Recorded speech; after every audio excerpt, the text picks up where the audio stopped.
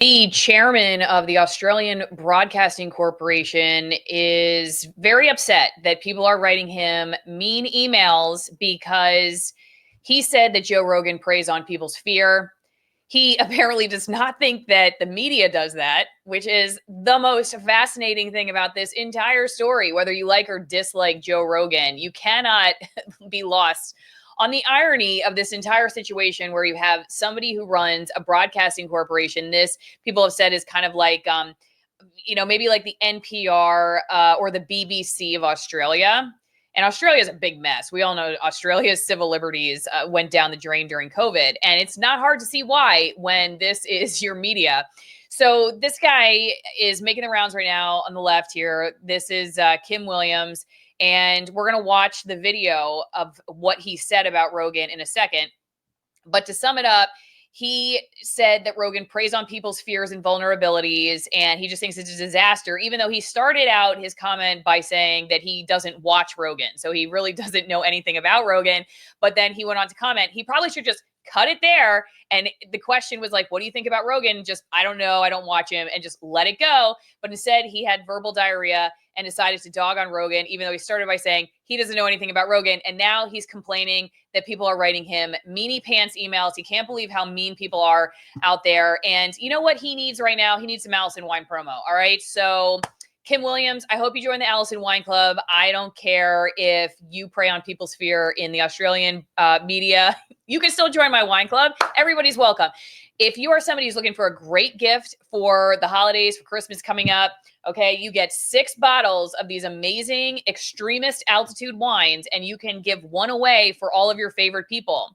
Or you keep them for yourself because you don't have any favorite people. You can't stand anyone that you're friends with, and you just have your glass of wine there while they talk about politics or whatever else you don't want to talk about. And then you can quietly sip your amazing Allison Wine promo, and then it doesn't look rude that you're not engaging with them.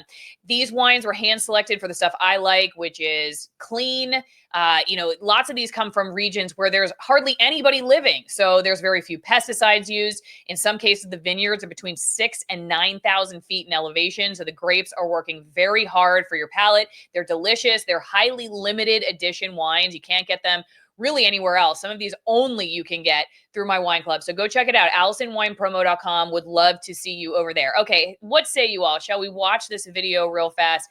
I saw this on Twitter, but it is making the rounds right now on mainstream media. So Wide Awake Media is the one that has the clip. And they say here, Australian Broadcasting Corporation boss Kim Williams launches an unhinged tirade. Enthusiast about Mr. Rogan. Let me show you the question first, okay? I'm making big here, and we'll play it. Let me know if you can't hear it, okay? I have a question about Joe Rogan, and you've sort of touched on elements of this in the US. He's obviously the world's most popular podcast host. He has 3 billion listeners. He's sort of managed to successfully capture that bro market in America. And his influence is such that in the wake of the US election, the Democrats have said that one of Kamala Harris's mistakes was that she didn't appear on his program. So I'm just wondering if you had any observations about what's behind the Joe Rogan effect, how you believe he's managed to so successfully capture this huge market. And then for us here in Australia, how would or should the ABC be going about capturing that kind of audience? Look, I'm not sure that I'm the right person to respond to that question. I am not a consumer or enthusiast about Mr. Rogan. Okay, so this is where you should have stopped. Okay, you know what? Less is more, buddy. Less is more. Just stop right there. His work. So yeah, and then she's like, shocking that you don't consume Joe Rogan. Okay, but he's going to tell you, this is so, man, this is so revelatory about the media, man. It is so revelatory. It's just like, I don't know what I'm talking about, but I'm going to tell you what's up. I am not one of the 3 billion, and I'm unlikely to be 3 billion and one anytime soon. And he's proud of it. I think proud of it. He's proud that he doesn't know what he's talking about. He's proud that he doesn't consume any of the material of one of the most widely watched and listened to people on the internet. He's proud that he does not know what he's talking about when it comes to the modern journalism market. He's proud of this, and then he's going to tell you what he thinks about it. Well, like Mr. Rogan, prey on people's vulnerabilities. They prey on fear. Okay, so Rogan preys on people's fear, preys on people's vulnerabilities, not like the media at all. No. They prey on anxiety. On anxiety. This guy needs a therapist. Somebody, please. They prey on all of the elements that contribute to uncertainty in society. Okay, they and prey on entrepreneur, all of the things that contribute to uncertainty in society. Fantasy outcomes and conspiracy outcomes. Fantasy outcomes, conspiracy outcomes. As being a normal part of social narrative. As being a normal part of social narrative. All right. I personally find it deeply repulsive. He finds it repulsive. He doesn't know what he's talking about, but it is deeply repulsive. And to think that someone has such remarkable power in the United States is something that I look at in disbelief. God, I'm also this is so rich, you guys. This is so rich. I wish I had more time to really break this down, because you guys know that I have a master's degree with a specialization in psychology and counseling, right? I have a master's divinity degree with a specialization in psychology and counseling. And this is so rich for projection. I mean, it is so rich for projection. If you were to just insert like Australian Broadcasting Corporation instead of Rogan and what he's saying, you really would get exactly what's going on. And I think the dissociation that I see on so many journalists when they talk about this stuff, it's hilarious. It's like delusional thinking. I mean, it is really hilarious. And so you have to ask yourself, if they can't even see this about themselves, okay, they're only looking at somebody else saying that this, which they're really projecting their own issues onto them. How are they reporting anything truthful about what's going on in the world? Because they don't even know what they're doing. They can't even see past their own noses. They don't know what they're doing in their own newsrooms. And so how are they ever able to report on any issue outside of the newsroom? They cannot see this about themselves. He's literally describing the media. Absolutely in dismay that this can be a source of public entertainment when it's really treating the public as plunder for purposes that are really quite malevolent. Okay, it's just treating the public as plunder for purposes that are quite malevolent.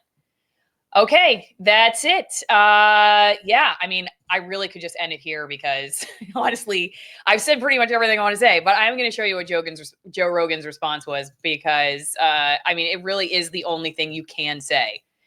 LOL, what? That's all he said, because what do you say to this? I mean, it is total projection.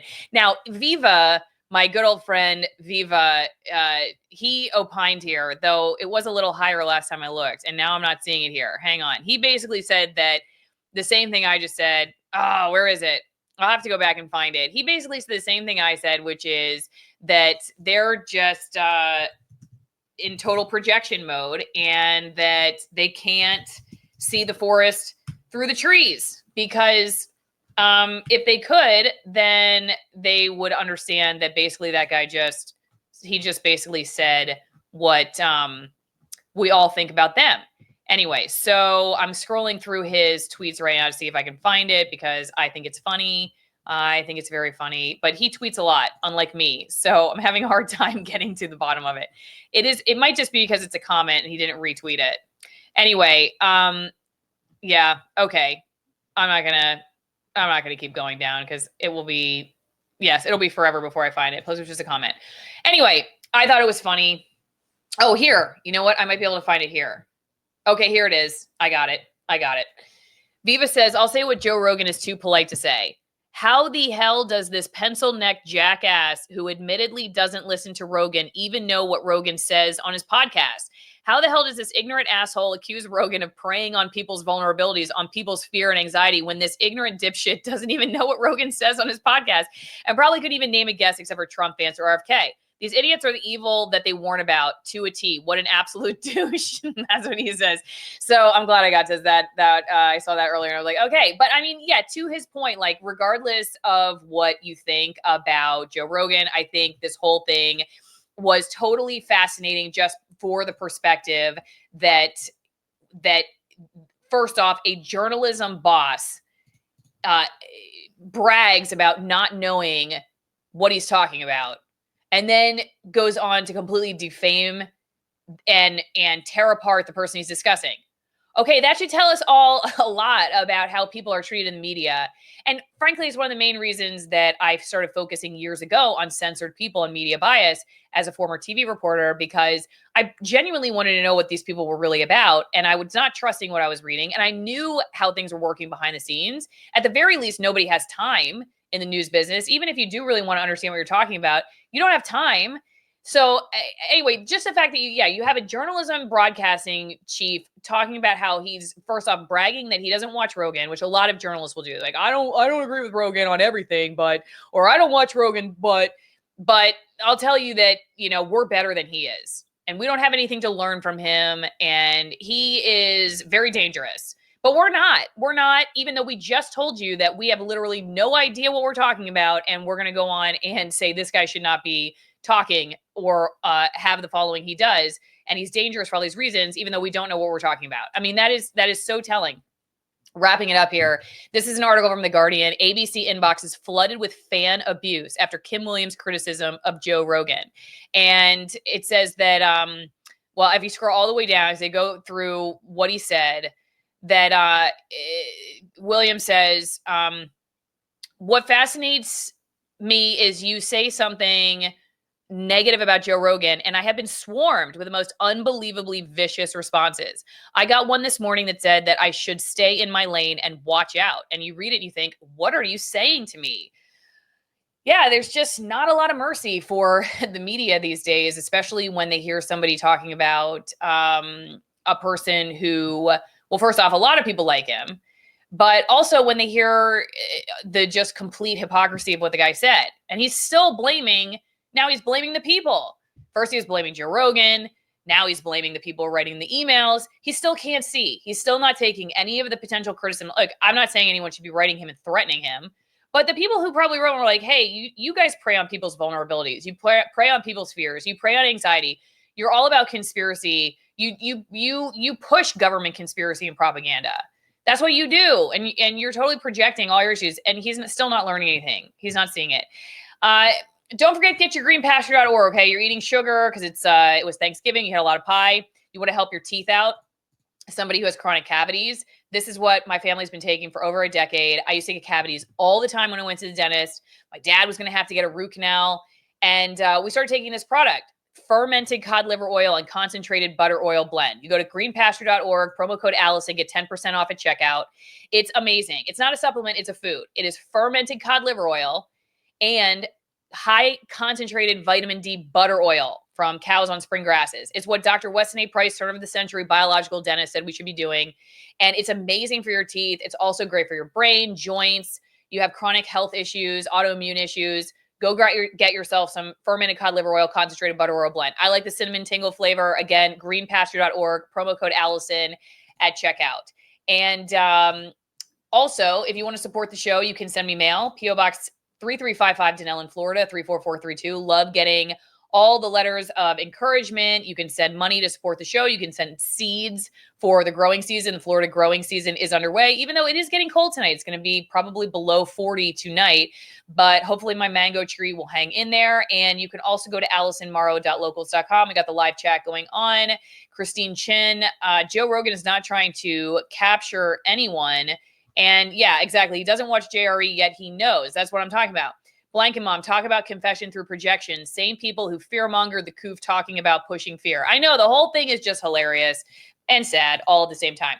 Thank you, everybody. I'm going to go grab my kids and go water the chickens, bring in the goats. And don't forget, Off Gridish Living channel, my YouTube channel, Off Gridish Living. Okay, check out the link in the description for it. Join us. We have many, many surprises on the farm. Goats, horses, cows, chickens, all kinds of things, bugs. Oh my. Happy Thanksgiving. I will see you guys next week.